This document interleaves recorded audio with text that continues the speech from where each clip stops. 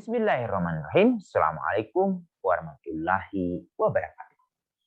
Pemirsa Layak TV, Ayahanda dan Bunda, Alhamdulillah kita masih diberi kesempatan oleh Allah untuk berbagi informasi.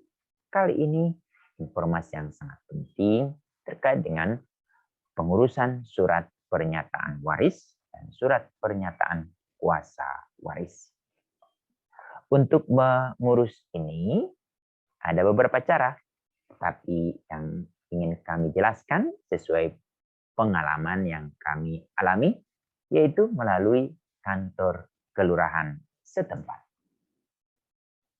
Apa saja yang perlu kita lakukan untuk pengurusan surat pernyataan waris ini? Pertama, kita segera mendatangi kantor kelurahan untuk menemui petugas yang berwenang. Kita konsultasi di sana, lalu petugas ini akan menginformasikan hal-hal yang perlu kita persiapkan terlebih dahulu. Pertama adalah surat sertifikat kematian yang diterbitkan oleh rumah sakit. Lalu yang kedua, kita sertakan KTP pelapor, kemudian KTP dari ahli waris. Kalau satu anak berarti satu KTP, atau kalau yang belum punya KTP juga dalam bentuk akta kelahiran.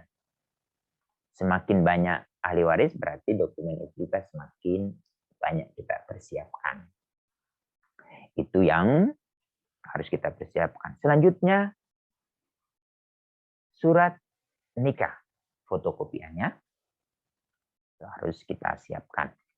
Lalu dari sana, kalau dokumen itu sudah ada, nanti petugas yang ada di kelurahan akan membuat surat. Surat itu berisikan terkait dengan surat pernyataan waris. Lalu ada hal-hal yang perlu kita persiapkan selanjutnya. Apa itu? Kita harus menyiapkan 2 meterai nominal Rp10.000, terutama untuk digunakan di surat pernyataan waris dan di surat pernyataan kuasa waris. Itu yang pertama. Jadi si yang melaporkan dan yang diberi kuasa, lalu si ahli waris ini yang akan menandatangani di atas meterai. Setelah itu, surat tersebut oleh petugas kelurahan, kita diminta untuk meminta para saksi.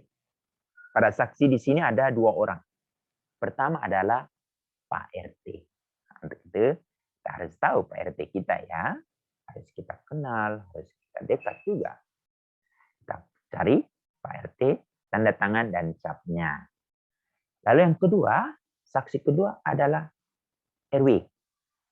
Nah, RW akan menandatangani berikut cap RW.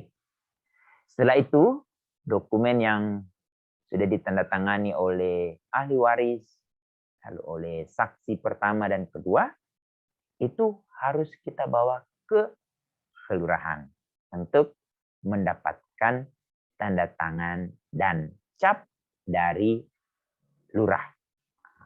Kita harus lapor ke lurah. Kemudian setelah selesai, dokumen ini akan dicatat oleh petugas berwenang di kelurahan. Kemudian kita tinggalkan fotokopinya di sana. Lalu oleh kelurahan kita diminta untuk meminta tanda tangan camat. Kita langsung ke kantor kecamatan. Di kantor kecamatan ada petugas yang akan menerima kita. Lalu surat tersebut kita tinggalkan. Jadi tidak perlu kita tunggu. Lalu oleh petugas yang mengurus di kecamatan itu akan menginformasikan ke WA atau ke telepon kita bahwa surat tersebut sudah dapat dijemput karena sudah ditandatangani oleh Pak Camat. Nah, semua pengurusan surat-surat ini di kelurahan, di saksi, lalu di kecamatan, itu tidak mengeluarkan biaya. Itu saja yang bisa kami sampaikan untuk pengurusan surat pernyataan waris dan surat pernyataan kuasa waris.